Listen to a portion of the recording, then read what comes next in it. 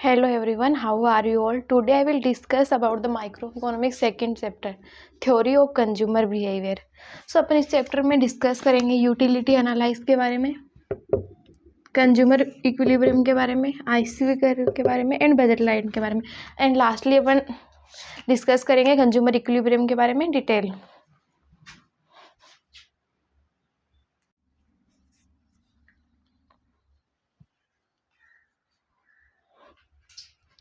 तो अपन बात करते हैं यूटिलिटी एनालाइज के बारे में. यूटिलिटी होती क्या है?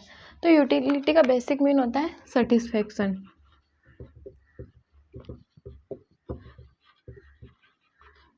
जैसे फॉर एग्जांपल हमने कुछ भी परचेज किया, उसके बाद में हमें उसको कंज्यूम करने के बाद में जो सेटिस्फेक्शन मिलता है उसको बोलते हैं अपन utility. So it refers to the want satisfying power of a commodity, और इसको जो मेजर करते हैं उसको बोलते हैं यूटिलिटी. वैसे थोड़ा सा बेसिक डिफरेंस होता है सेटिस्फेक्शन और यूटिलिटी में. मतलब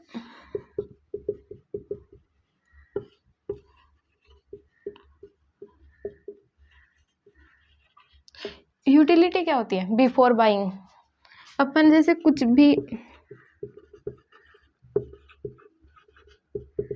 फॉर एग्जाम्पल हमें कुछ किसी चीज़ की नीड अपन बोलते हैं इसको, हमें उपयोगिता है, ज़रूरत है, तो वो तो हमारी होती है यूटिलिटी. ये क्या होती है? After buying. मतलब जैसे अपने उसको खरीद लिया, उसके बाद में अपन को उसको कंज्यूम करने के बाद में जो सेटिस्फाइड मिलता है उसको बोलते हैं अपन satisfaction.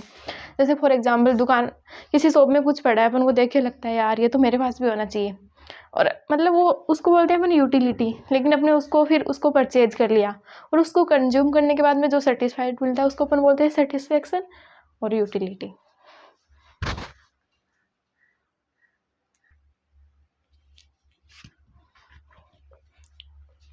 Basically utility two types की होती है, cardinal utility analyse, ordinal utility analyse. Cardinal utility given by the Alfred Marshall and ordinal utility given by J.R. Hicks.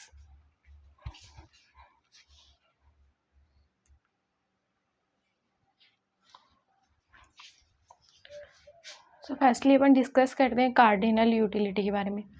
Cardinal utility given by Alfred Marshall. तो मतलब Alfred Marshall बोलते हैं कि इसको अपन absolute numbers में कर सकते हैं मेजर्ड. सेटिस्फेक्शन के भी मेजर्ड इन एब्सोल्यूट नंबर. जैसे फॉर एग्जांपल कि आपको पिज़्ज़ा, बर्गर, चाउमीन, तो अपन को पिज़्ज़ा, तो फॉर एग्जांपल अपन इसको जैसे रैंकिंग दे सकते हैं कि इसको 1 दी, इसको 2 दी, इसको 3 दी. तो मतलब इसको अपन नंबर में कर सकते हैं कन्वर्ट अकॉर्डिंग टू दिस. तो इसलिए इसको, तो इसमें दो चीज़ों की बात होती है, टोटल यूटिलिटी और मार्जिनल यूटिलिटी. तो TU of a fix quantity of a commodity, TU is the total satisfaction, कि हमारा ये टोटल सेटिस्फेक्शन होता है. TU depends on the quantity of the commodity consumed. ये मतलब उसकी क्वांटिटी पे कंज्यूम करें. Marginal utility, marginal utility is the change in total due to consumption of one additional utility. मतलब अगर अपन कुछ भी, वो एक भी एडिशनल यूनिट कंज्यूम करते हैं तो उसमें हमारा चेंज क्या होता है उसको बोलते हैं अपन मार्जिनल यूटिलिटी. और टोटल मतलब हमारा जो टोटल सेटिस्फेक्शन है उसको अपन बोलते हैं टोटल यूटिलिटी.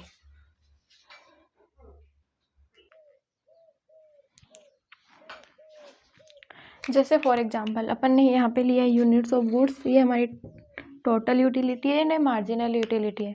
जैसे फॉर एग्जांपल कि अपन 1 यूनिट कंज्यूम करते हैं तो हमको इसको टोटल यूटिलिटी 15 मिलती है. लेकिन हम जब दूसरे यूनिट करते हैं तो हमें और ज़्यादा यूटिलिटी मिलती है, तो वो हमें 25 मिलती है.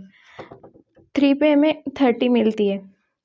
लेकिन एक टाइम होता है कि अब बस सेटिस्फाइड हो गया, अब इससे ज़्यादा नहीं खा सकते, तो उससे हमें क्या 30, फिर वो क्या हो जाता है, मतलब डिक्रीज होने लग जाती है फिर से. तो ये 5 पे हमें 25 मिली है, 6 पे ये 15 मिली है. और मार्जिनल यूटिलिटी क्या होता है, ये 15 की 50, ये यहाँ पे 10, 5, 0 हो गई, फिर ये माइनस में हो गई एंड ये माइनस में चली गई. जैसे अपन यहाँ पे इसको ग्राफ में दिखाते हैं.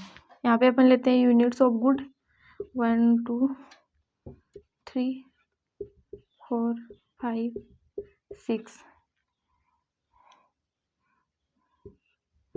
5 10 15 20 25 एंड 30।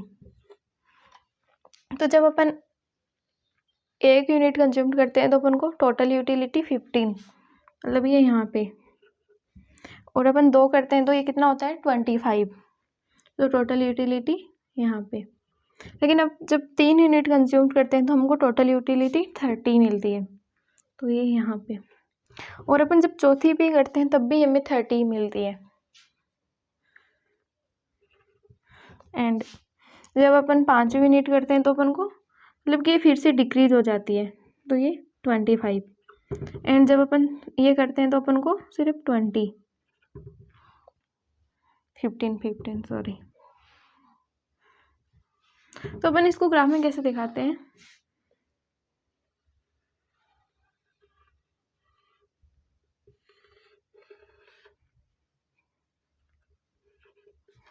तो टोटल यूटिलिटी कैसे होती है, ये शुरुआत में देखो बढ़ती हुई और एक प्लेस पे मैक्सिमम होने के बाद में फिर से डिक्रीज होने लग जाती है। तो एंड मार्जिनल यूटिलिटी के बारे में देखते हैं अपन, ये नेगेटिव में भी है, तो यहाँ पे -5 एंड यहाँ पे -10। तो ये क्या 1 पे 15 थी, यहाँ पे दोनों सेम है, लेकिन ये 2 पे 10 होगी एंड 3 पे 5 एंड ये 4 पे 0। और जब अपने इसको 5वीं की तो ये माइनस में चली गई और ये यहाँ पे 10। तो इसमें क्या होता है कि ये घटती है और एक प्लेस पे 0 होने के बाद में नेगेटिव चली जाती है। तो दोनों के बीच में ये रिलेशन है कि जब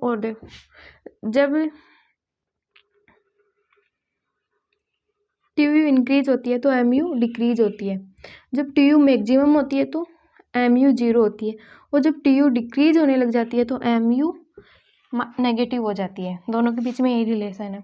और इनके फॉर्मूला MUN बराबर TUN माइनस TUN माइनस 1, कि अपन इसको ऐसे इसको ये 15 माइनस 25 करके ऐसे निकाल सकते हैं 10।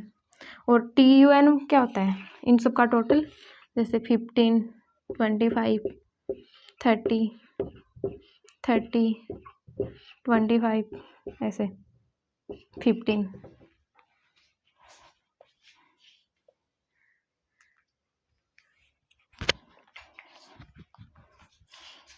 Law of diminishing marginal utility, ये एक लॉ है डिमिनिशिंग मार्जिनल यूटिलिटी के बारे में। इसमें क्या होता है, MU from consuming each additional units of commodity declines as its consumption increases while keeping consumption of other commodities constant. मतलब क्या होता है कि जब MU कांस्टेंट होती है तो ये 0 पे होती है, मतलब कि ये जब भी अपन कुछ भी एडिशनल यूनिट कंज्यूम करते हैं तो हमारी यूटिलिटी वो डिक्रीज होती है, डिक्लाइन होती है। तो इसका मतलब यही होता है डिमिनिशिंग, मतलब कि अपन कुछ भी कंज्यूम करते हैं तो अपनी यूटिलिटी डिक्रीज ही होती है। और MU 0 कब होता है, तो when TU remains constant TU start falling and MU becomes negative. जब TU कांस्टेंट होता है तो हमारा MU 0 होता है, और जब TU फॉलिंग होने लगता है तो हमारा MU बिकम्स नेगेटिव हो जाता है। जैसे मैं आपको बताती हूँ इसका मतलब क्या होता है, जैसे अपने इस ग्राफ में ऐसे डिस्कस किया था कि ऐसे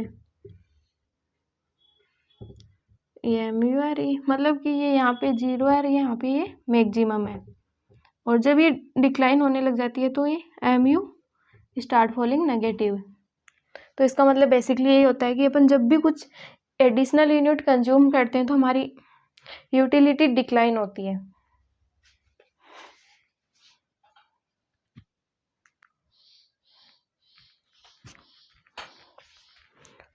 डेरिवेशन ऑफ डिमांड कर, law of diminishing marginal utility. अपन इसके बारे में बात करते हैं, इसके डेरिवेशन के बारे में, डिमांड करके। In the case of diminishing marginal utility in the case of single commodity. तो बेसिकली डिमांड क्या होता है,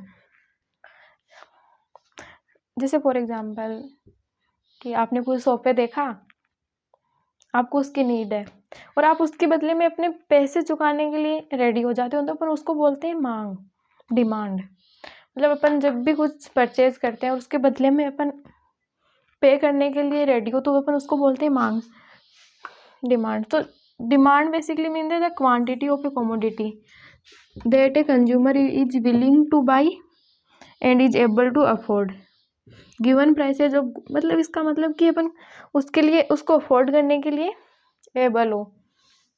given prices of goods and income of the consumers called demand for that commodity.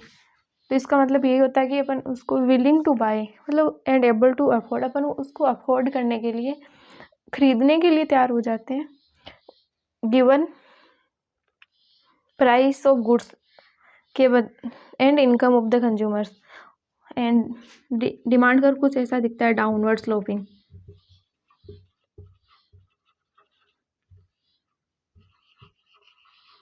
Demand का downward sloping क्या होता है, इसके बारे में अपन डिस्कस करते हैं।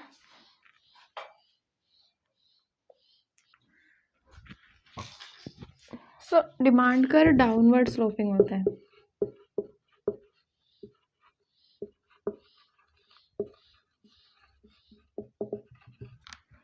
सो डाउनवर्ड स्लोपिंग डिमांड कर सोच द एट लोअर प्राइसेज।